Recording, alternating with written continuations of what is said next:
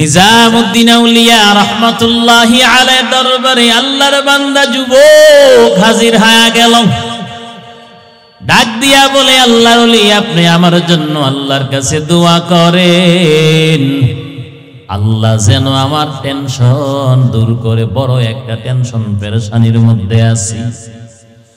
আল্লাহর ওলি ডাক দিয়া বলে, যুবক তোমার জন্য আমি কি দোয়া করব, এর চাইতে বড় টেনশনের মধ্যে আমি আছি, পেরেশানির মধ্যে আমি আছি।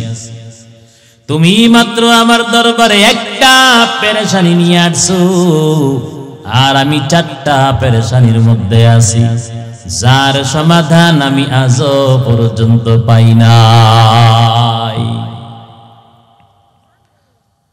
দুনিয়াদার আল্লাহর বান্দা নওজোয়ান যুবক ডাক দিয়া বলে, আল্লাহর ওলি আপনি হলেন বুজুর্গানে দ্বীন, আল্লাহওয়ালা, আমি হইলাম দুনিয়াদার। আমার পেরেশানি থাকতে পারে, আপনার তো পেরেশানি থাকার কথা না। মনের লুকানো কথা আল্লাহর ওলিকে জিজ্ঞাসা করলো, আল্লাহর ওলি আপনার আবার কিসের পেরেশানি? নিজামউদ্দিন আউলিয়া রাহমাতুল্লাহি আলাইহি ডাক দিয়া বলে, রে আল্লাহর বান্দা যুবক, একটা পেরেশানি নিয়ে আমার দরবারে আসো, আমি চারটা পেরেশানির মধ্যে আছি, যার সমাধান আমি আজ পর্যন্ত পাই নাই। আমার প্রথম নাম্বার পেরেশানি হলো, একটা সন্তান যখন পরিপূর্ণভাবে মায়ের গর্ভের ভিতরে অবস্থান করে, ওই সন্তানটা নেককার হবেন না বদকার হবেন আল্লাহ পাক লিপিবদ্ধ করে দেয়। নিজামউদ্দিন আউলিয়া রাহমাতুল্লাহি আলাইহি ডাক দিয়া বলে, ও আল্লাহর বান্দা যুবক, আমি নিজামউদ্দিন কি নেককার খাত দলের মধ্যে আছি না বদকারের খাতার মধ্যে আমার নামটা লেখা হয়েছে, যার আজ পর্যন্ত আমার কাছে কোনো খবর নাই। আমার দুই নাম্বার পেরেশানি হলো, দুনিয়ার জমিন থেকে মানুষ যখন মৃত্যুবরণ করে কবরে চলে যায়, ওই বান্দা যদি মুমিন হয়, ওই বান্দা যদি জান্নাতি হয়, তাহলে তার রূহটা জান্নাতের বিশ্রামগার ইল্লিনের মধ্যে চলে যায়। আল্লাহ রাব্বুল আলামিন মহাগ্রন্থ আল কোরআনে বলেন, কাল্লা ইন্না কিতাবাল আবরারি লাফি ইল্লিন। আল্লাহ রাব্বুল আলামিন বলেন, যদি বান্দা মুমিন হয়, তার রূহটা জান্নাতের বিশ্রামগার ইল্লিনের মধ্যে নিয়ে যাওয়া হয়, আর যদি গুনাহগার পাপিষ্ঠ হয়, জাহান্নামের বিশ্রামগার সিজ্জিনের মধ্যে নিয়ে যাওয়া হয়।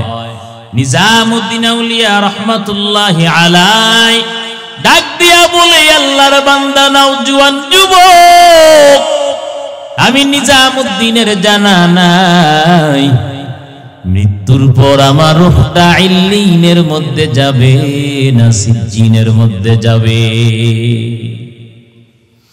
আমার দ্বিতীয় নাম্বার পেরেশানি, আমার তিন নাম্বার পেরেশানি হলো, আল্লাহ পাক হাসরের ময়দানে একদল মানুষকে ডাকবেন, নেতা সহ ডাকবেন, যাদেরকে আল্লাহ পাক তাদের আমলনামা ডান হাতে দান করবেন।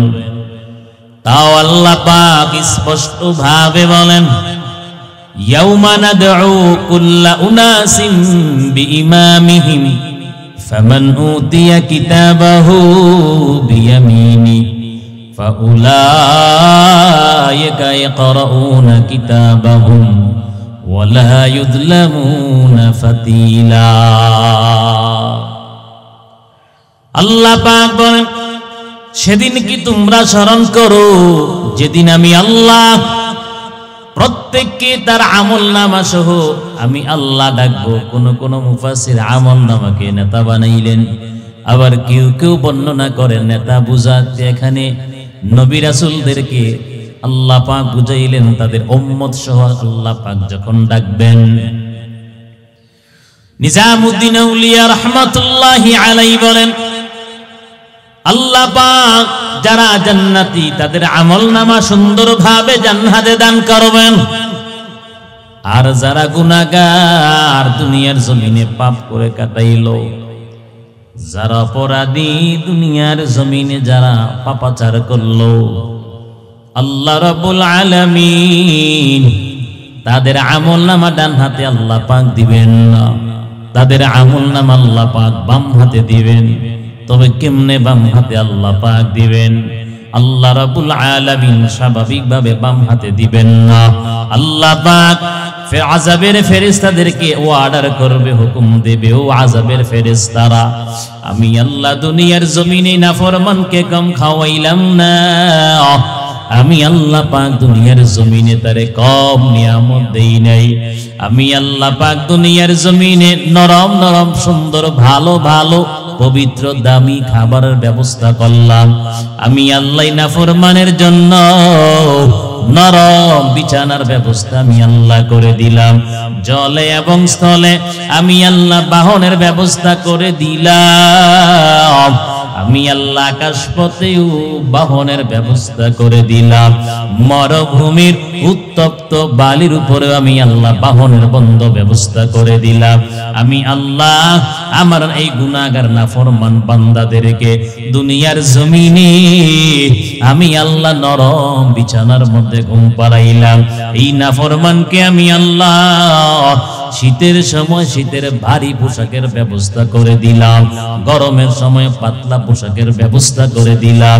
দুনিয়ার জমিনে আমি আল্লাহর দেওয়া নেয়ামত কম খায় নাই, নাফরমানি করে করে জীবন পার করেছেন। আল্লাহ রাব্বুল আলামিন বলেন গুনাহ কম করে নাই, আমি আল্লাহ রাব্বুল আলামিনকে ভুলে, আমি আল্লাহর মরণকে ভুলে, আমি আল্লাহর কবরকে ভুলে, আখিরাতকে ভুলে এই নাফরমান দুনিয়া কামাই করার জন্য বড় পাগল হয়ে গেল। আল্লাহ পাক বলেন, ও আযাবের ফেরেশতারা, এই নাফরমানকে আমি আল্লাহ দুনিয়ার জমিনে পিওর গাভীর দুধ খাওয়াইলাম। আল্লাহ পাক ডাক দেয়া বলবেন, ও আযাবের ফেরেশতার দল, আমি আল্লাহ পাক এই নাফরমানকে দুনিয়ার জমিনে নরম বিছানায় ঘুম পাড়াইলাম। গরু এবং মহিষের যেই শক্ত বিছানায় ঘুমায়, নাফরমান একটা মিনিটও থাকতে পারতো না, আমি আল্লাহ তোষক এবং জাজিমের ব্যবস্থা করে দিলাম। আমি আল্লাহ পাক নাফরমান তোরে কম নিয়ামত দেই নাই। কত দিঘি পুষ্করিণীর তাজা তাজা মাছ আমি আল্লাহ খাওয়াইলাম, আমি আল্লাহ কত দেশি গরুর গোশত আমি আল্লাহ খাওয়াইলাম। রাতের বেলা আমি আল্লাহ গাভীর বাচ্চাটারে দুধ না খাওয়াইয়া এই নাফরমানদেরকে আমি আল্লাহ দুধ খাওয়াইলাম। আল্লাহ পাক বলবেন, ও আযাবের ফেরেশতার দল, এই নাফরমানের বুকটা মাঝখান দিয়া ছিদ্র বানাইয়া দাও, আর বাম হাতটা বুকের ভিতর দিয়া ঢুকাইয়া পিছনের দিকে টেনে টেনে বের করা যেন হয়। আল্লাহ রাব্বুল আলামিনের ওয়ার্ডার, ফেরেশতারা বাম হাতটা পিছন দিক দিয়া টেনে টেনে বের করবে। আল্লাহ পাক ডাক দিয়া বলবেন, ও আযাবের ফেরেশতারা, আমলনামাটা তার বাম হাতের মধ্যে দিয়া দাও। আল্লাহ পাক সেদিন বলবেন, ইকরা কিতাবাকা ফা বিনাফসিকাল ইয়াউমা আলাইকা হাসিবা, আজকে তুমি তোমার বিচার করার জন্য তুমি নিজেই যথেষ্ট।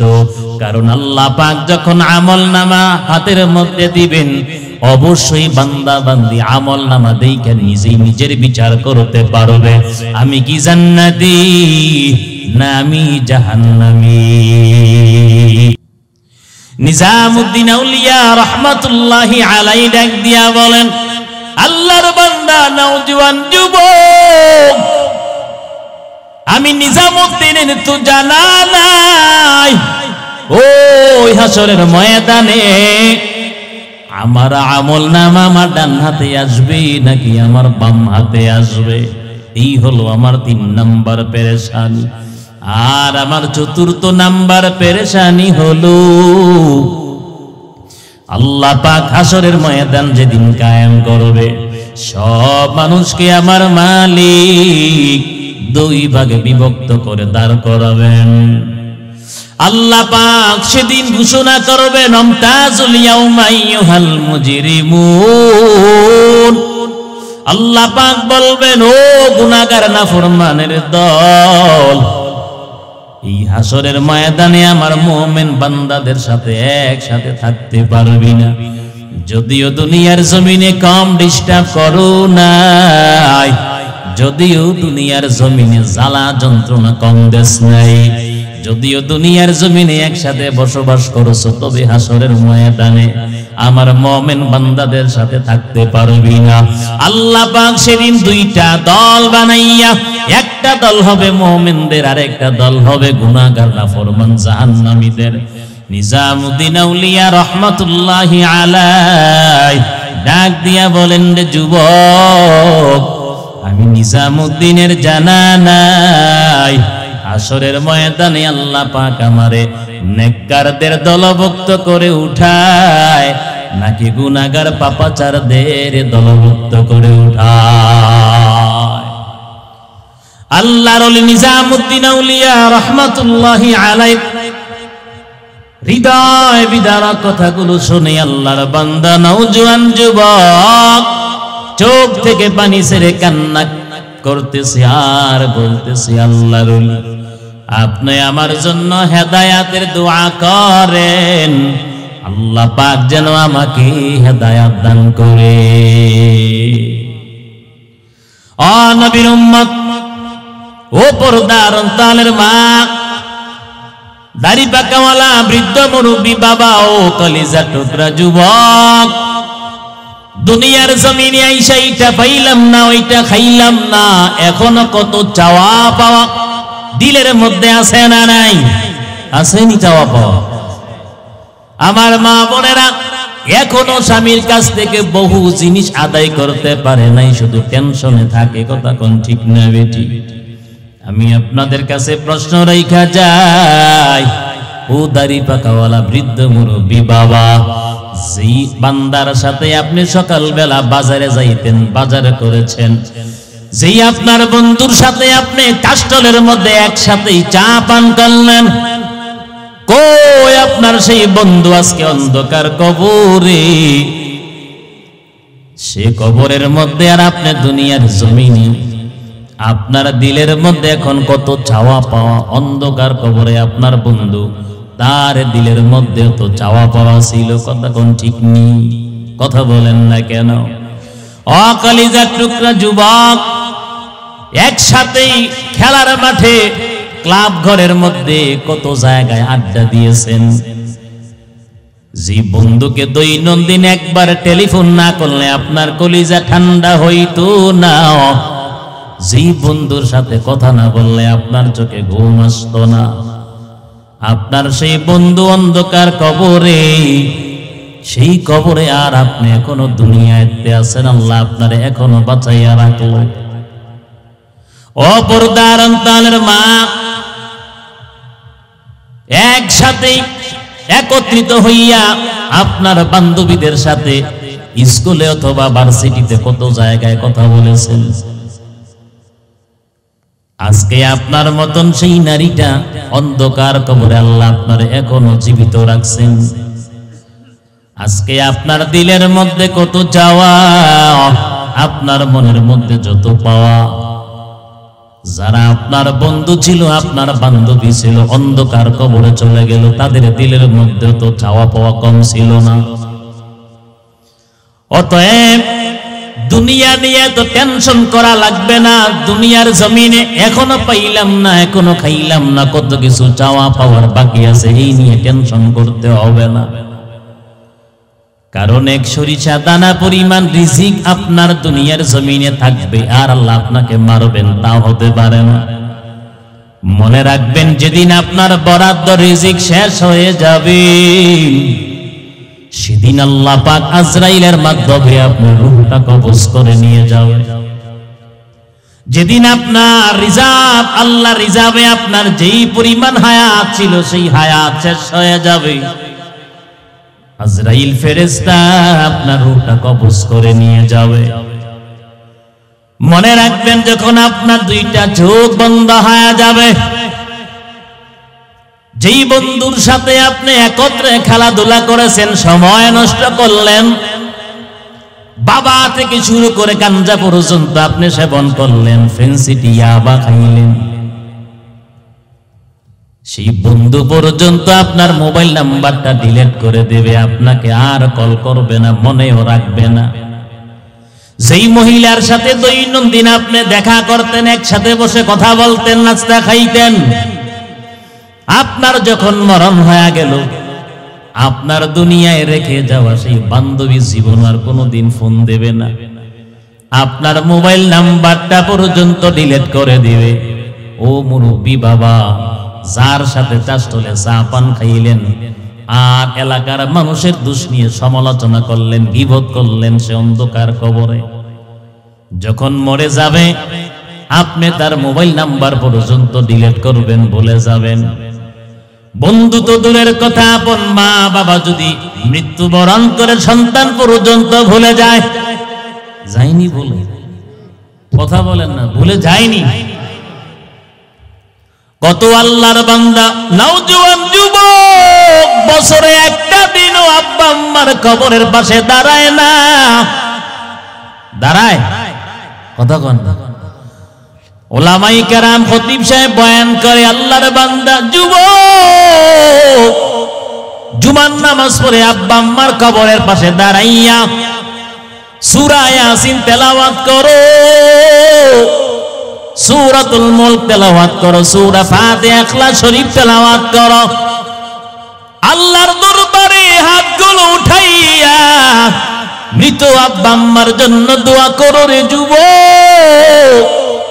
আর বড় রব্বির হামহুমা কামা রাব্বায়ানি সগীরা। কই বয়ান তো কম শুনি না, আমল নাই, কথা বলেন না কেন? কি নাই? বয়ান কিন্তু কম হয় না। সারা বাংলার জমিনে জুমার দিন বয়ান কিন্তু কম হয় না, হাজার হাজার মসজিদ আছে না নাই? ওয়াজের মৌসুমেও বয়ান কম হয় না, আলোচনা কম হয় না, তবে বয়ান বেশি, আমল কিন্তু বেশি না। বয়ান শুনলে ফায়দা হবে না, পাশাপাশি যদি আপনি আর আমি আমল না করি, এখনো সময় আছে, আল্লাহর দিকে রুজু হও, নিজের কৃতকর্মের কথা স্মরণ করো, আল্লাহর দরবারে তওবা করো, গুনার জন্য কান্না করো। মায়ান নবীর দরবারে সাহাবী গিয়া হাজির, রহমতের নবী সরওয়ারে দু আলম নবীর দরবারে আল্লাহ নবীর প্রিয় একজন সাহাবী গিয়া কয়, মান নাজাতু ইয়া রাসূলুল্লাহ। নবী বলেন, নাজাত কিসের মধ্যে আছে? পয়গম্বরে আরবি বলেন, قال املك عليك لسانك وليسعك بيتك। রহমাতুল লিল আলামিন বলেন, জবানকে কন্ট্রোল করো, জবানকে হেফাজত করো, বেহুদা সমস্ত গুনার কথাবার্তা থেকে জবানকে হেফাজত করো, কন্ট্রোল করো। মন যা চাইল তা জবান দিয়ে প্রকাশ করতে পারবা না। এই জবানটা দিয়ে চুগলখুরি করা যাবে না, এই জবানটা দিয়ে কাউকে গালি দেওয়া যাবে না, এই জবানটা দিয়ে এমন কোনো আদেশ করা যাবে না যে আদেশ শুই না একজন আরেকজন মায়ের বুক খালি করে দেয়। জবান দিয়ে তুমি সব কিছু মন চাইলে ব্যক্ত করতে পারবা না, কারণ এই জবানটা সবচাইতে বড় দামি। আল্লাহ রাব্বুল আলামিন উপরে নিচে 32টা দাঁতের ব্যারিকেড দিয়ে জবানটাকে সুন্দরভাবে হেফাজত করেছেন। আল্লাহ পাক ডাক দিয়ে বলেন, গোলাম, বাকি হেফাজত করার দায়িত্ব হলো তোমার, কারণ এই জবানটার এত দাম। মায়ান নবী রহমতের নবী বলেন, জবানকে গুনাহ থেকে মুক্ত যদি রাখতে পারো, আমি নবী তোমারে জামিনদার হইয়া জান্নাতে পৌঁছাইয়া দেব। মায়ান নবী, রহমতিন নবী, সরওয়ারে দু আলম আল্লাহর নবী ডাক দিয়া বলে, দুনিয়ার উম্মত, দুইটা জিনিস হেফাজতের জিম্মাদার যদি হতে পারো, আমি নবী তোমাকে জান্নাতে পৌঁছে দেওয়ার জামিনদার হয়ে যাব। নবী বলেন, মাইয়াদমানলি মা বাইনা লিহিয়াহি ওয়া মা বাইনা রিজলাইহি আযমান লাহুল জান্নাহ। এর মধ্যে এক নাম্বার হলো জবান। যেই জবানটা আল্লাহ পাক মায়ের গর্ভের ভিতরেও নাপাক করে নাই, যেই জবানটা আমার মালিক নিজের কুদরতি হাতে সৃষ্টি করেছেন। ও নবীর উম্মত, রহমতের নবী বলেন, তুমি তোমার লজ্জাস্থানকে হেফাজত করো, হালাল পথে ব্যবহার করো, কিন্তু হারাম কাজে ব্যবহার করবা না। আল্লাহ নবী বলেন, দুইটা জিনিস হেফাজতের জিম্মা যদি নিতে পারো, আমি নবী তোমারে জান্নাতে নেওয়ার জামিনদার হয়ে যাব। ও নবীর উম্মত, বলছিলাম যে কথা, এখনো সময় আছে, আল্লাহর দিকে রুজু হও, নামাজ পড়েন, কোরআন পড়েন, আল্লাহর জিকির করেন। দুনিয়ার জমিনে কেউ কিন্তু বেশি দিন থাকতে পারে না, এই কথা কোন ঠিক না বেটি? আমার দাদা চলে গেল, আমার বাবা চলে গেল, কিছুদিন হয়ে গেল আমার মা দুঃখিনী দুনিয়ার জমিন থেকে চিরবিদায় নিয়ে চলে গেল। এর কিছুদিন পর আমার বড় ভাই রাস্তায় অ্যাক্সিডেন্ট হইয়া দুনিয়ার জমিন থেকে চিরবিদায় নিয়ে চলে গেল। আরো কিছুদিন পরে আমার ছোট ভাই সেও চলে গেল। জানি না কোন দিন জানি মালাকুল মউত আজরাইল আলাইহিস সালাতু ওয়াস সালাম আমার জান কবজ করার জন্য আমার বাড়ি দরজার সামনে দাঁড়াইয়া বিদায়ের ঘন্টা বাজায়। ও কলিজার টুকরা যুবক, আজকে আপনার কাছে আল্লাহর গোলামি ভালো লাগে না, নফসের গোলামি নিয়ে পাগল। আল্লাহর জিকির ভালো লাগে না, নামাজ ভালো লাগে না, কিন্তু মনে রাখবেন আল্লাহ পাক তো বলেছেন ইলাইয়াল মাসির। প্রত্যেকটা মানুষ আমি আল্লাহর আদালতে হাজিরা দেওয়া লাগবে, আমি আল্লাহর কাঠগড়ায় দাঁড়াইতে হবে। দুনিয়ার সব মানুষ আমি আল্লাহর আদালতে একদিন দাঁড়াইতে হবে। আল্লাহ রাব্বুল আলামিন সেদিন দুনিয়ার একজন মহিলাকে আল্লাহ পাক ডাক দিয়া বলবে, স্ত্রী ও মহিলা, বলো তুমি যার সংসার করলা, তোমার তো স্বামী আছে। আল্লাহ পাক একজনের স্ত্রীকে দাঁড় করাবেন আর বলবেন, ও নারী শোনো, দুনিয়ার জমিনে কেন নামাজ পড়ো নাই, কেন জিকির করো নাই, কেন কোরআন পড়ো নাই, কেন তুমি বেপরদায় চললা, আমি আল্লাহর ইবাদত কেন করো নাই, বলো তোমার আমল কই? ওই নারীটা, সেই মহিলাটা বলবে, আল্লাহ আমার স্বামীকে ভয় করে আমার স্বামীর সংসার করতে গিয়ে আমি নামাজ পড়ি নাই, আমার স্বামীর ভয়ে আমি পর্দা পুশিতায় থাকতে পারি নাই, আমার স্বামীর হুকুম পালন করতে গিয়ে আমি কোরআন পড়তে পারি নাই, জিকির করতে পারি নাই, আমার স্বামীর সংসারটা গুছাইতে গিয়া সন্তানদেরকে মানুষ করতে গিয়া আমি টাইম পাই নাই। আল্লাহ পাক একজন নারীকে হাসরের ময়দানে ডাক দিয়া বলবেন, তোমার নেক আমল কই, বলো তোমার নামাজ কই? ওই মহিলা সে তার স্বামীকে দোষারোপ করবে, স্বামীর উপর সব দোষ দিয়া দিবে। আল্লাহ পাক ডাক দিয়া বলবেন, শোনো নারী, তোমার স্বামী কি জালেম ফেরাউনের চাইতে বড় জালেম নাকি? ও নারী বলো, তোমার স্বামী কি ফেরাউনের চাইতে বড় জালেম? ওই ফেরাউনের সংসার করেছিল আমার বান্দি আসিয়া, ফেরাউনের সংসার করেছিল যেই ফেরাউন নিজেকে খোদা দাবি করেছিল, মিশরের হাজার হাজার দুগ্ধ বাচ্চা জবাই করে নীল নদীর পানির মধ্যে ভাসাইয়া দিয়েছিল। ও নারী বলো, তোমার স্বামী কি ফেরাউনের চাইতে বড় জালেম ছিল নাকি? সেই মহিলাটা সাথে সাথে স্টপ হয়ে যাবে। আর আল্লাহ পাক ডাক দিয়া বলবেন, ও আযাবের ফেরেশতারা, ইন্না ফরমান গুনাহগারের পায়ের মধ্যে হাতের মধ্যে জাহান্নামের শিকল লাগাইয়া টেনে হেসরে জাহান্নামের মধ্যে নিয়ে যাও। দুনিয়ার জমিনে সন্তান পুসরা পায়খানা করে কাপড় নাপাক করে ফেলেছে, কাপড় ভালো না, কাপড় ভালো না। যুবকরা এই ডাইলগ দেয়নি, কথা কয় না। নামাজের কথা কইলে কয় হুজুর কাপড় ভালো না। দুনিয়ার জমিনে বিভিন্ন অজুহাত পেশ করে আপনি নামাজ না পড়া থাকতে পারবেন, কোনো অসুবিধা নাই। মানুষে বুঝাইতে পারবেন, ইমাম মুয়াজ্জিন সাহেবকেও বুঝাইতে পারবেন, কিন্তু আল্লাহর আদালতে বাঁচা কিন্তু সম্ভব না। আল্লাহর আদালত থেকে বাঁচা কিন্তু যাবে না। আল্লাহ পাক ডাক দিয়া বলবেন,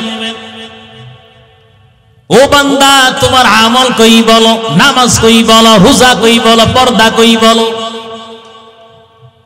তোমার দান সদকা কই বলো। ওই বান্দা বলবে, আয় আল্লাহ, দুনিয়ার জমিনে আমি একজন অসুস্থ মাজুর ছিলাম, রোগা ছিলাম। অসুস্থতার কারণে, বিমারের কারণে, যন্ত্রণার কারণে আমি নামাজ পড়তে পারি নাই, পর্দা করতে পারি নাই, কোরআন পড়তে পারি নাই, জিকির করতে পারি নাই। আয় আল্লাহ, আপনার ইবাদত করতে পারি নাই। আল্লাহ রাব্বুল আলামিন সাথে সাথে আইয়ুব আলাইহিস সালাতু ওয়াস সালামকে ডাক দিয়া বলবেন, ও আইয়ুব নবী, আপনি হাসরের ময়দানে একটু দাঁড়াইয়া যান। আইয়ুব নবীকে আল্লাহ পাক দেখাইয়া বলবে, রে বান্দা, তুই কি আমার এই আইয়ুবের চাইতে বেশি গরিব, আমার আইয়ুবের চাইতে বেশি অসুস্থ নাকি? বলো বলো, তুমি কি আমার নবী, আমার পয়গম্বর আইয়ুবের চাইতে আরো বড় রোগা ছিলে নাকি? আমার আইয়ুব সারা শরীরের মধ্যে কেরা পোকাগুলো, গুস্তগুলো খাইতো, শেষ পর্যন্ত জিহ্বার মধ্যেও কেরা পোকার আক্রমণ। একটা মিনিটের জন্য, একটা মুহূর্তের জন্য আমি মালিক রে ভুলে নাই। বাঁচতে পারবেন যে আমি তো অসুস্থ, অসুবিধা নাই, উসিল একটা পাইছি। আল্লাহ জিজ্ঞাসা করতে দেরি হবে, আর আমি আমার উজর পেশ করতে দেরি করব না। আল্লাহ তো মেহেরবান, দয়ালু, ক্ষমা করে দিব। নাউজুবিল্লাহ। আপনি বললে আল্লাহ ক্ষমা করে দিবে? কথা বলেন না কেন? আপনার সাথে কন্ট্যাক্ট হয়েছে তো কোন আশায়, কোন নেশায় সময় নষ্ট করতেছেন? আরো লাগবে দুনিয়া। বয়স 60-70 হয়ে গেল, মাথায় একটাও চুল নাই, এখনো 2 হাতে কামাই করে। আসেনি? কথা বলেন না কেন? 2 হাতে কামাই করে। ও পায়খানা থেকে 10 টাকা নোট পোছা দিয়ে পকেটে ঢুকাইয়া নেয়। আসেনি এমন হারামখোর? কথা বলেন না কেন? সব সাদা হয়ে গেল, সিগন্যাল আসতে আছে, ওর খবর নাই, এখনো সুদে ফত্তনে টাকা লাগায়। কথা কয় না? সিগন্যাল কিন্তু একটার পর একটা আসতে আছে, ও টের পায় না। ও টের পাইব কেমনে? যেই ফাওয়ারের ঘুমের ওষুধ সেবন কইরা ঘুমায়। কথা কোন ঠিক নেই? মরলো কেউ টের পাইতো না। কথা কোন ঠিক না বেঠি? আল্লাহ রাব্বুল আলামিন ডাক দিয়া বলবে, ও নাফরমান, তুমি কি আর আমার নবী আইয়ুবের চাইতে বড় অসুস্থ ছিল নাকি? দীর্ঘ 18 বছর আমার নবী আইয়ুব কুষ্ঠ রোগের মধ্যে আক্রান্ত হইয়া কত যন্ত্রণা, কত যাতনা ভোগ করেছে, কিন্তু একটা মিনিটের জন্য আমি আল্লাহকে ভুলে নাই। ওই নাফরমান গুনাহগার অসুস্থ ব্যক্তি, মাজুর ব্যক্তি সেখানে স্টপ হয়ে যাবে। আল্লাহ পাকের ওয়াদার, আমার আপনার মালিক বলবে, ও আযাবের ফেরেশতারা, এই নাফরমানকে আমি আল্লাহ দুনিয়ার জমিনে কম খাওয়াই নাই, হাতের মধ্যে পায়ের মধ্যে শিকল লাগাইয়া টেনে টেনে জাহান্নামের মধ্যে নিক্ষেপ করো। আর আল্লাহ পাক ১৫০০ বছর আগে নবীর কাছে কোরআনের আয়াত নাযিল করে আল্লাহ পাক জানাইয়া দিলেন, জমিনের মধ্যে আমি আল্লাহ যে বিধিবিধান দিলাম, এমন একটা বিধিবিধান, এমন একটা হুকুম আমি আল্লাহ তোমাদের মাথার উপর চাপাইয়া দেই নাই, যেটা তোমরা মানতে পারবা না। আমি আল্লাহ পাহাড়ের সমতুল্য কোন আমল তোমাদের মাথার উপর চাপাইয়া দেই নাই। দিছে নাকি বলেন? যারা এখানে আছেন অবশ্যই আপনারা স্কুল কলেজ ভার্সিটিতে অনেকে লেখাপড়া করে, অনেকে শিক্ষিত, বলেন তো কোন আমলটা আল্লাহ পাক মানুষের উপর চাপাইয়া দিছে যেটা পাহাড়ের চাইতে আরো ভারী, এটা সে বহন করতে পারবে না? একজন দাঁড়াইয়া বলেন দিয়েছে এমন কোন আমল? বরঞ্চ দুনিয়ার কর্ম থেকে পরকালের কর্ম করা সব চাইতে সহজ। কথা বলেন না কেন? দুনিয়ার ব্যবসায় লক্ষ লক্ষ টাকা লাগে, কোটি কোটি টাকা ইনভেস্ট করতে হয়, পরকালের কর্মের মধ্যে ব্যবসায় কোনো টাকা পয়সা ইনভেস্ট করতে হয় না। কথা বলেন, কি পরকালের ব্যবসায় লক্ষ লক্ষ টাকার প্রয়োজন হয়? শুধু একটু মনের ইচ্ছা আর একটু পরিশ্রম, একটু মুজাহাদা, একটু ত্যাগ স্বীকার, ঠিক না বেঠি? শুধু মনকে বুঝাইতে পারলেই কিন্তু ফজরের সময় উযু বানাইয়া নামাজ পড়া যায়। শুধু মনটাকে একটু বুঝাইতে পারলেই হয়। কথা কোন ঠিক না বেঠি? এর বাহিরে কঠিন তেমন কিছুই নেই।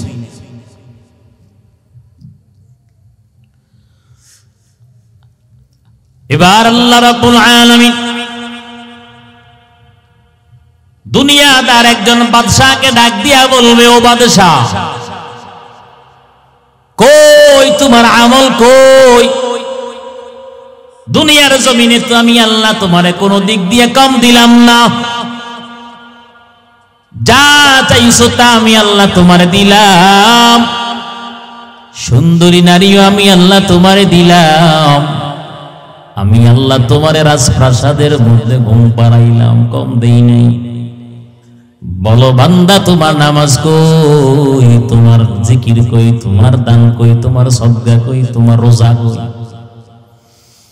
দুনিয়াদার বাদশা ডাক দিয়া বলবে, ও মালিক, রাষ্ট্র পরিচালনা করতে গিয়া নামাজ পড়ার টাইম পাই নাই, জিকিরের টাইম পাই নাই, রাষ্ট্রের কর্ম করতে গিয়ে আমি রোজা রাখতে পারলাম না, দান সদকা করতে পারলাম না, নামাজ পড়তে পারি নাই, রাষ্ট্র কাজ করতে গিয়ে আমি জিকির করতে পারি নাই। আল্লাহ রাব্বুল আলামিন ডাক দিয়া বলবেন, ও বাদশা সুলাইমান পয়গম্বর,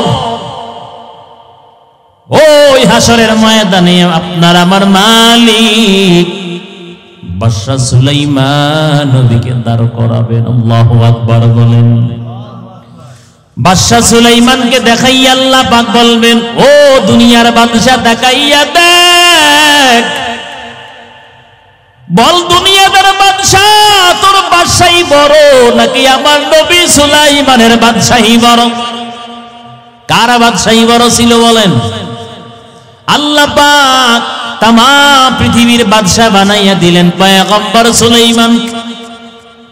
তখতে সুলাইমানের মধ্যে ঘুরে ফিরে পৃথিবীর এক প্রান্ত থেকে আরেক প্রান্ত ভ্রমণ করেছে। কথা কোন ঠিক না বেটি? বাদশা সুলাইমান পয়গম্বর তাম পৃথিবীর আনাজ কানাসের মধ্যে উড়ে উড়ে যাইতেন, ন্যায় বিচার করতেন, ন্যায় ফায়সালা দিতেন, এমন ন্যায় বিচার করতেন, এমন সুষ্ঠু ফায়সালা দিতেন, উভয় পক্ষ খুশি এবং সন্তুষ্ট হয়ে যাইত। আর দুনিয়াদার বাদশারা বিচার করলে এক পক্ষ বেজার আর এক পক্ষ খুশি। কথা বলেন ঠিক না বেটি? আল্লাহ রাব্বুল আলামিন ডাক দিয়ে বলবেন, ও দুনিয়াদার বাদশা, বলো তোমার বাদশাহী বড় নাকি আমার নবী পয়গম্বর সুলাইমানের বাদশাহী বড় ছিল? বলো। তামাম পৃথিবীর রাজা হইয়া বাদশা হইয়া যদি একটা সেকেন্ডের জন্য আমি আল্লাহকে ভুলে নাই, আমি আল্লাহর ইবাদত যদি করতে পারে, তুমি ছোট্ট একটা দেশের বাদশাহ, কেন তুমি আমার ইবাদত করতে পারো নাই? আর দুনিয়ার বাদশাগুলো বেশিরভাগ দুনিয়াদার হয়, দুনিয়ার লোভ লালসায় মত্ত হয়ে যায়। যাইনি কথা কোন কঠিন মুসিবতের মধ্যে থাইকাও হে প্যারালাইসিসের রোগী, এরপরেও খবর লয় কিরে আজকে চান্দা কি পরিমাণ কালেকশন হইল, কথা কয় না। এই মিয়া নেতা থাকে বিদেশে, লক্ষ লক্ষ কোটি কোটি টাকা যায় কেমন? আরেকজন আল্লাহর বান্দা একটা পর্যন্ত সকাল থেকে জোহর পর্যন্ত ঘাম জড়ায়, তার হাজিরা 500 কেন? কথা বলেন না কেন? সারা দেশে দালালে ভরপুর। একজন ব্যবসায়ী 30 লক্ষ টাকা ব্যবসা করে, ও মাসে 50,000 লাভ করতে কষ্ট হয়। আর এক দালাল 10 মিনিট দালালি কইরা ওই দালাল 1 লক্ষ টাকা নিয়ে বাড়িতে যায়। কথা বলেন না কেন? তোর টাকা হারাম, হালাল না হারাম? এই দালালের টাকা হালাল না হারাম? কথা বলেন না কেন? একজন ব্যবসায়ী 30 লক্ষ টাকা নিয়ে নামলো, মাস শেষ হওয়ার পরে ক্যাশ মিলাইতে পারে না। কথা কন, লাভের তো খবরই নাই, পুঁজিও নাই। আর দালাল 5 মিনিট মোবাইলে কথা কইয়া দালালি কইরা 50,000 টাকা নিয়ে বাড়িতে যায়। পুঁজি সারা ব্যবসা। কথা কোন ঠিক না বেটি? দালালের ব্যবসা আর মাজার পূজারীদের ব্যবসা একই ব্যবসা। কথা কোন ঠিক না বেটি? সব পেটের ধান্দা করেনি।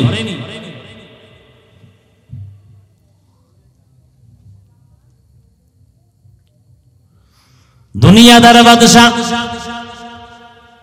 ওই যে কইলাম বিপদে থাই কেউ আবার হ্যাঁ খাম খাম করে। কি করে?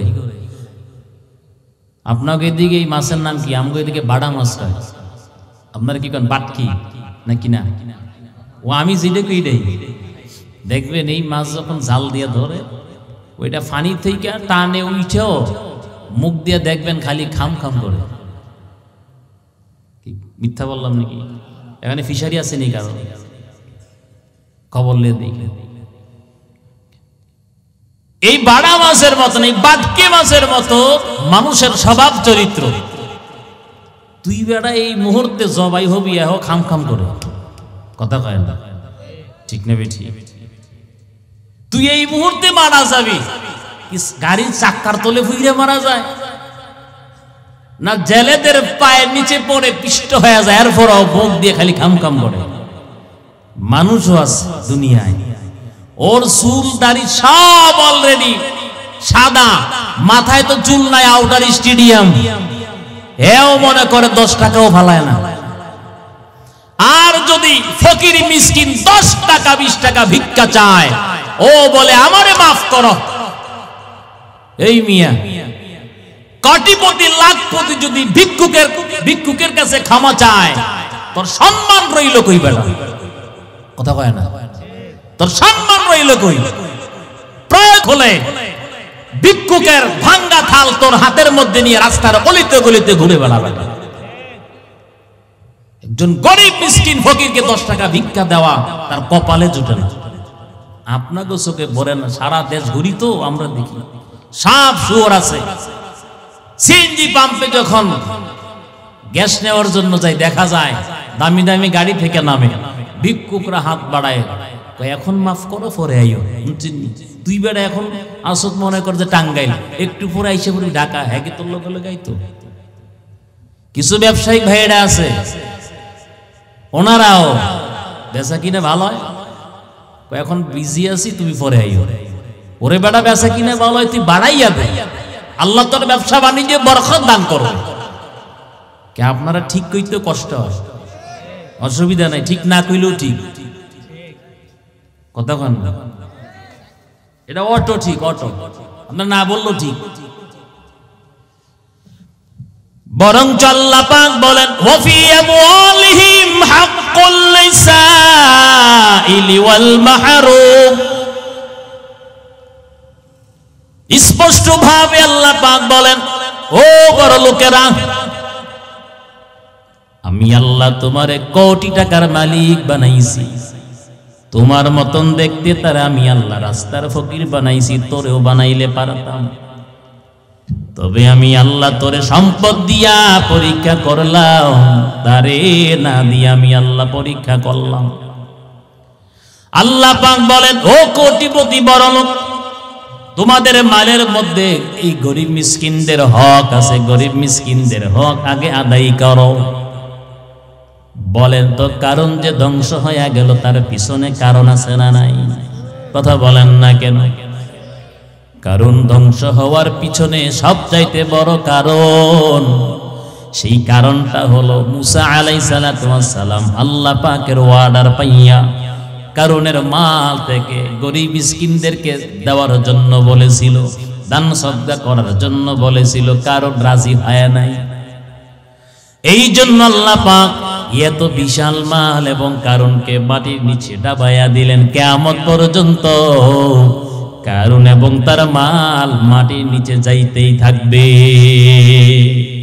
আল্লাহ পাক বলেন, মিম্মা রাযাকনাহুম ইউনফিকুন, আমি আল্লাহর দেওয়া মাল, আমি আল্লাহর দেওয়া সম্পদ আমি আল্লাহ রাস্তায় ব্যয় করো। বলেন তো, মাল কে দিছেন? কথা বলেন না কেন? একটা পয়সা পর্যন্ত দুনিয়ার কোন মানুষ মায়ের গর্ভের ভিতর থেকে আসার সময় নিয়ে আসে নাই। আল্লাহ বলেন, আমি ধাপে ধাপে তোরে মালের মালিক বানাইলাম। আমি আল্লাহ ইচ্ছা করলে তোরে গরিবের ঘরে পাঠাইলে পারতাম। আমি আল্লাহ মায়া করিয়া মালদারের ঘরে তোরে আমি আল্লাহ পাঠাইলাম। অতএব অহংকার করবি না, গরিব মিসকিনদের হক আদায় করো, বছরে বছরে মাল হিসাব করে যাকাত দাও। আল্লাহ পাক বলেন, গরিব মিসকিনদের হক আর যারা যাকাত প্রদান করবে তাদের মাল আমি আল্লাহ এমন ভাবে পবিত্র বানাইয়া দেই। শুধু তাই নয়, নিজ জিম্মায় তাদের মাল আমি আল্লাহ হেফাজত করি। এলাকার মুসলমান, আল্লাহর গোলাম, আল্লাহ পাক ডাক দিয়া বলবেন, ও দুনিয়ার বাদশাহ, বলো তোমার বাদশাহী বড় নাকি আমার নবী সুলাইমানের বাদশাহী বড়? দুনিয়াদার একজন বাদশাহ রাতের বেলা হঠাৎ করে স্বপ্ন দেখে, বলবো ঘটনা। দুনিয়াদার একজন বাদশাহ রাতের বেলা হঠাৎ করে স্বপ্নে দেখে বড় একটা বাঘ তারে দৌড়াইতে আসে। আর দেখবেন দুনিয়াদাররা সবচাইতে বেশি মরণকে ভয় পায়। কথা কোন ঠিক নেই? জালেম বেঈমানরা সবচেয়ে বেশি মৌতকে ভয় পায়, কারণ ও জানে যদি আমার চোখ একবার বন্ধ হয় কবরস্থানে আমার জায়গা দিত না। কথা কোন ঠিক নেই? কারণ যেই আকাম কুকাম আমি করছি কত মানুষ যে খুশি আসেনি এমন জালেম, ও মরলে মানুষ খুশি হয়। আবার বহু মানুষ আছে, বান্দা আছে, ওরা মৃত্যুবরণ করলে মানুষ কান্না করে। এটাই তো একজন মুমিনের পরিচয়, যে সে হাসতে হাসতে মৃত্যুবরণ করবে, দুনিয়াবাসী তার জন্য কান্না করবে। কথা কোন ঠিক না বেঠিক? বড় একটা বাঘ তাকে দৌড়াইতে আসে, তারা করলো ধরার জন্য, খাওয়ার জন্য। দুনিয়াদার বাদশাহ বাঘের কবল থেকে বাঁচার জন্য দৌড়াইয়া একটা গাছের মধ্যে আশ্রয় নিছে। নিচে বাঘটা বড় করে হা করে আছে, সুযোগ পাইলে থাবা দিবে। এবার দুনিয়াদার বাদশাহ উপর থেকে নিচের দিকে তাকাইয়া দেখে একটা সাদা ইঁদুর আইসা গাছের গোড়াটা একটু কেটে দিয়ে চলে গেল। একটু পরে আর একটা কালো ইঁদুর আইসা গাছের গোড়া আর একটু কেটে দিয়ে চলে গেল। পর্যায়ক্রমে সাদা ইঁদুর আসে চলে যায়, কালো ইঁদুর আসে চলে যায়, এইভাবে কাটতে আছে। ওই দুনিয়াদার বাদশাহ মাথার উপর তাকায়া দেখে মৌচাক থেকে পিওর মধু পড়তে আছে টপ টপ করে। দুনিয়াদার বাদশাহ জিহ্বা বের করে পিওর মধু চাইটা চাইটা খাইতে আছে। হঠাৎ তার ঘুম ভেঙে গেল। দরবারে বসে, রাজপ্রাসাদের মধ্যে বসে, তবে অন্যান্য দিনের মতন তার মেজাজ কিন্তু ঠান্ডা না, বড় গরম। কারণ রাতের বেলা ভয়ঙ্কর এক স্বপ্ন দেখেছে। রাজ দরবারে বসিয়া বাদশা ডাক দিয়া কয়, আজকে রাতের বেলা আমি একটা ভয়ঙ্কর স্বপ্ন দেখছি, বলো তোমরা স্বপ্নের ব্যাখ্যা করতে পারবানি?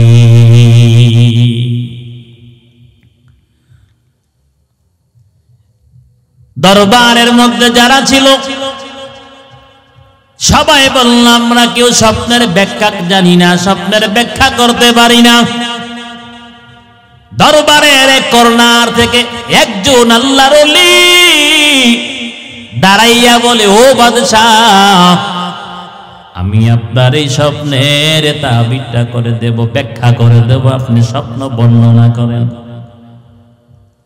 দুনিয়াদার বাদশাহ ডাক দিয়া বলে, আমি আজকে রাত্রে এমন একটা স্বপ্ন দেখলাম, বড় একটা বাঘ আমারে দৌড়াইতে আছে ধরার জন্য, খাওয়ার জন্য, মারার জন্য।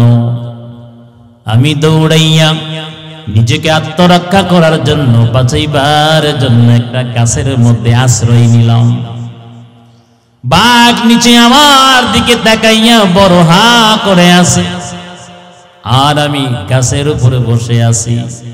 একটু পর আমি নিচের দিকে তাকাইয়া দেখি একটা সাদা ইঁদুর আইসা আমার গাছের গোড়াটা কাইটা চলে গেল। আরেকটা কালো ইঁদুর একটু পরে আইসা আর একটু গাছের গোড়া কাইটা চলে গেল। এভাবে সাদা ইঁদুর আসে, কাইটা চলে যায়, কালো ইঁদুরটা আইসা আর একটু গাছের গোড়া কাইটা চলে যায়। এইভাবে চলতে আছে।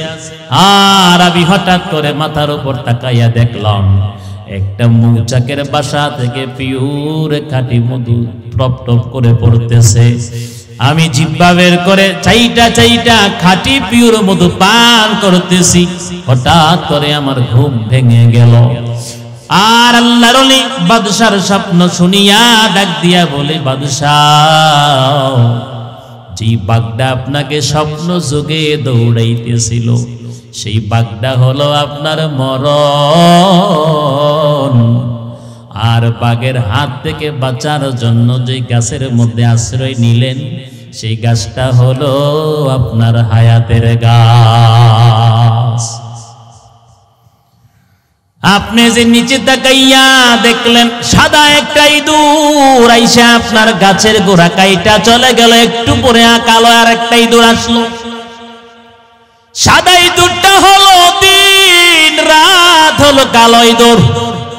এমনি আপনার হায়াত থেকে দিন এবং রাত অতিবাহিত হচ্ছে। সপ্তাহ হয়ে যাবে, মাস হয়ে যাবে, বছর হয়ে যাবে, যুগ পার হয়ে যাবে। একদিন আপনার রিজার্ভ হায়াত সব শেষ হয়ে যাবে। আর বাদশা মাথার উপর তাকায়া দেখলেন আপনি মৌচাকের বাসা থেকে কাটে পিওর মধু পড়তেছে, আপনি জিহ্বা দিয়া চাইটা চাইটা খাইতেছেন। ও বাদশাহ, এত বড় বিপদের মধ্যে থাইকা আপনি আবার মধু খাইতেছেন, লোভ সামলাইতে পারলেন না। এই মধু পান করাটা হলো আপনার দুনিয়ার লোভ লালসা। ইয়া ইলাহি তু মেরা মাবুদ হ্যায়, या इलाही तू मेरा माशूक है। এবার আল্লাহ পাক দুনিয়ার একজন নগণ্য ভিক্ষুক অথবা ফকির অথবা গরিবকে হাসরের ময়দানে ডাক দিয়া বলবে, গরিব, বলো তোমার নামাজ কই, তোমার আমল কই বলো। ওই আল্লাহর বান্দা গরিব ডাক দিয়া বলবে, মালিক, দুনিয়ার জমিনে আমি গরিব ছিলাম, আয় আল্লাহ আমি পরিশ্রম করতাম, আমার সংসারের মধ্যে 5 জনের আহার জোগাড় করতাম, কাজ যদি আমি না করতাম আমার পকেটে টাকা আসতো না, সংসারে খানা জুটতো না, পরিবার চালাইতে আমার কষ্ট হইতো।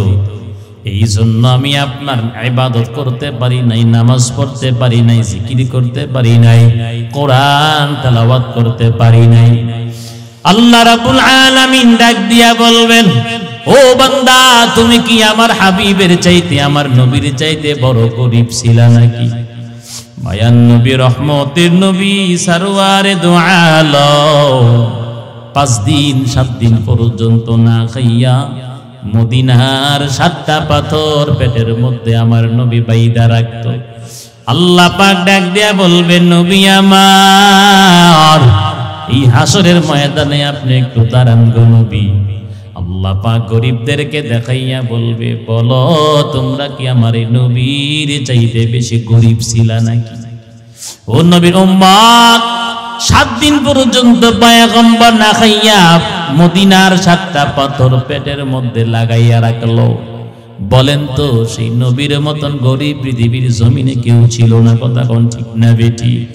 আজকে যারা রাস্তার মধ্যে ভিক্ষা করে মানুষের কাছে হাত বাড়ায়, সেও কিন্তু 3 বেলা খাবার খায়, দোকানপাটে নাস্তাও খায়। কথা কোন ঠিক না বেটি? অতএব আল্লাহ পাক যে যতই আল্লাহর দরবারে হুজুর পেশ করুক না কেন, আল্লাহ পাক এমনি এমনি যখন এক একজন নবী রাসূলদেরকে আল্লাহ পাক দাঁড় করাইয়া যখন বলবেন, তোমার বাসায় আমার নবী সুলাইমানের চাইতে বড় ছিল না, তুমি গরিব আমার নবীর চাইতে বড় গরিব ছিল না, ক্ষুধার্তও ছিল না, তুমি অসুস্থ আমার নবী আইয়ুবের চাইতে বেশি অসুস্থ ছিল না। কথা কোন ঠিক না বেটি? সেইখানে আল্লাহ এইভাবে স্টপ করাই দিবেন, লা ইউকাল্লিফুল্লাহু নাফসান ইল্লা উসআহা। এমন কোন শর্ত অথবা এমন কোন বিধান আমি আল্লাহ তোমারে দেই নাই যেটা পাহাড় পরিমাণ ভারী, যেটা তোমরা মানতে পারো না। কথা কোন ঠিক না বেটি? অতএব আল্লাহ পাক বলেন, যা দিলাম সব অক্ষরে অক্ষরে পালন করো, আদেশগুলো মানবা, নিষেধগুলো তাও মাইনা চলবে। তাহলে কি আল্লাহ পাক আমাদেরকে মৃত্যুর পর কবরেও শান্তি, হাসর ময়দান, মিজান, ফুলসিরাত, জান্নাতে আল্লাহ নিয়ামত দান করবেন। কথা কোন ঠিক না বেটি? এই জন্য সময় থাকতে আল্লাহর ইবাদত করার দরকার আছে না নাই? কথা বলেন, সময় আর কত আছে? কথা বলেন। এই ময়দানে যারা আছে, এমনও হতে পারে যে আগামীকাল রাত্রেও মরণ হতে পারে, বা আগামী 1 বছর পর আবার যখন মাহফিল হবে, এই বৃদ্ধ মানুষগুলো অথবা যুবক আমরা কেউ নাও থাকতে পারি। কথা কোন ঠিক না বেটি? এই জন্য দুনিয়ায় যাই কিছু আমরা করি না কেন, দুনিয়ার পাশাপাশি আল্লাহর ইবাদত, গোলামি করার দরকার আছে না নাই? আল্লাহ পাক আমাদের সবাইকে দ্বীনের দায়ী হিসাবে কবুল করো, খাদেম হিসাবে কবুল করো।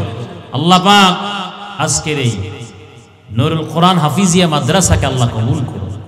বলেন না আমিন।